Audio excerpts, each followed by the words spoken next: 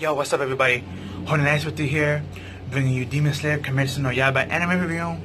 This is episode 17, titled, You Must Master a Single Thing. This was a really good episode. It was basically, the whole episode was based off of Zenitsu. I know for like the past, probably 3-4 episodes, maybe 5 at most, I've been kind of giving him flack for the way he's been acting. But in this episode, which is based off of him, we get some backstory on him. And basically what happens is that it opens up with him freaking out because, you know, he can't find nobody. And he's hearing noises behind him. And he turns around and he screams at the person making noise. And we see that it's a headless demon with spider arms. And he gets freaked out and he runs. And as he runs, he gets into like this weird town. I wouldn't call it a town, but it's like a little hut that's on strings with humans on strings surrounding it.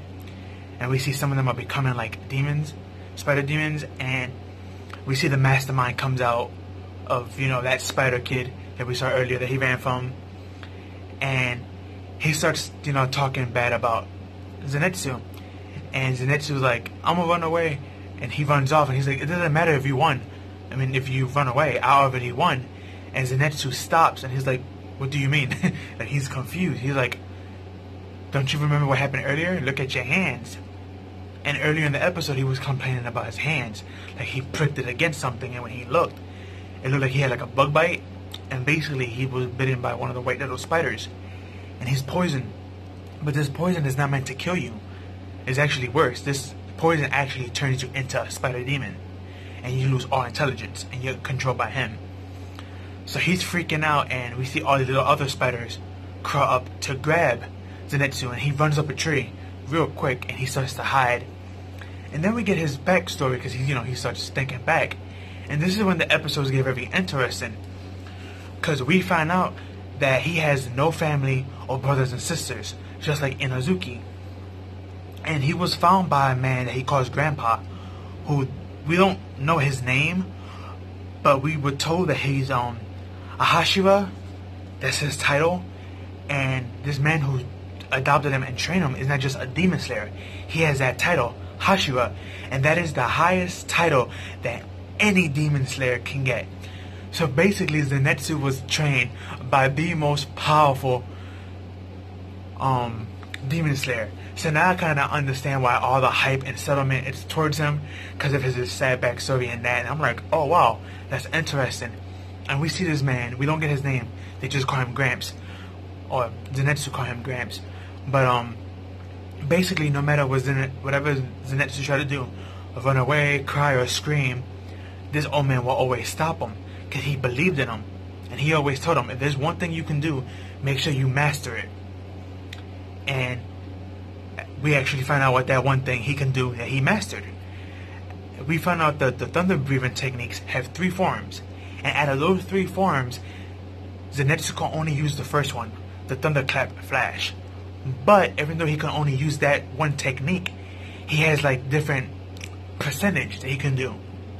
Kind of like how Deku and My Hero Academia, how he has the one quirk off one for all, but he has like different stages, like 10%, 5%, and so forth. Well, Zenitsu's kind of like that with the thunderclaps. And in this episode, we actually get to see him use the 6-fold style of the thunderclaps, which was pretty interesting. But we also get in his flashback that there was another student there with black hair, which his face was covered up, so I'm not sure we ever going to see him. But looking by his hair and his voice, maybe it's Guru, the guy that Tanjiro first met, the first demon slayer he met. Maybe it's him, maybe it's Garu. Who knows? But I'm thinking it's Gayu, but I could be wrong. It could be somebody else. But to me, that looks like Gayu, so and maybe it's him, maybe it's not. But whatever they're hiding him, he's gonna be important later on. But this guy in his backflash threw an apple on his face, and he was like, "You're useless. You're pathetic. You do nothing but scream and cry. Why are you clinging to this place? Why are you wasting our master's time? He's a Hashira, the strongest title and the strongest demon slayer corpse, and you wasting his time because you're pathetic. You should just leave, get out of my sight," and stuff like that. And we find out that this is actually something that occurs a lot in his life. That people always have no hope in him. They don't believe in him. Then on top of that, he's lonely because he has no family and friends. So now it's kind of understandable for me why he acts the way he acts and why he's always freaked out and why he's always going up to people and trying to get like girls to marry him and why he's trying to be friends with everybody that he sees as a positive person. Now it's starting to make more sense. But as this is going on, he snaps into reality and he gets to faint because he sees all the spiders around him and his hands are like more pimple busted because of the bite. And this is when he wakes up to his alter ego. And we see the alter ego fight. And again, like last time, he one-shots the demon. But unfortunately, he's poisoned. So he's just laying there on the house. Just technically, I guess, I wouldn't say bleeding out, but dying of poison. And Shotaro, if I'm pronouncing her name right, his little cute bird, she comes out and she's kind of worried and she's like crying while looking at him. And he looks at her and he just looks at her sad, crying as well. And she flies off. And at first, he was like kind of sad, but then at the same time, I guess he caught on to why she flew off. And she was like, maybe she's gonna go get help. Maybe she's gonna get Tanjiro, who probably gonna scream at me too. But let me control my breathing to slow down the poison. Which shows that Zenitsu is not just strong, he's smart. Yeah, he might be a coward, but just because you're a coward doesn't mean that you're not strong or that you're not smart. I mean, look at Usopp from One Piece. He's always been a coward. That's been his theme. But Usopp is very smart when it comes to building stuff. And his strong suit is on building stuff. So it's not like just because you're a coward that makes you a weak person. Because, you could be a strong person and still be a coward. I mean, look at Sakura.